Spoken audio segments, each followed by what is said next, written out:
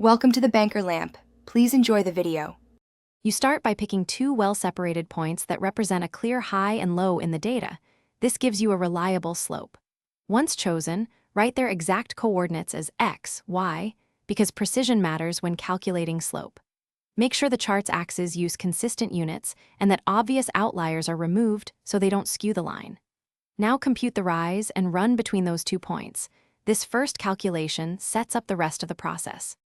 With both points set, calculate the slope m by dividing the change in y by the change in x. y2, y1 divided by x2, x1. Once you have m, substitute one point into y equals mx plus b to solve for b, the y-intercept, so you know where the line crosses the axis. Then draw the line across the plot using that slope and intercept. Extend it past your data to show the trend. Make sure to check the line visually against the points as you go. To finish, verify the fit by checking how far points sit from the line. Those distances, or residuals, tell you if the line represents the trend well. If something looks off, recheck the 2-point coordinates and axis units. Simple transcription errors cause most problems. If your data is noisy, make sure to use more representative points or switch to a least squares method for a better fit.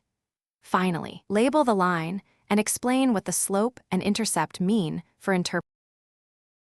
Thanks for watching. If this was helpful, leave a like and consider subscribing. See you next time.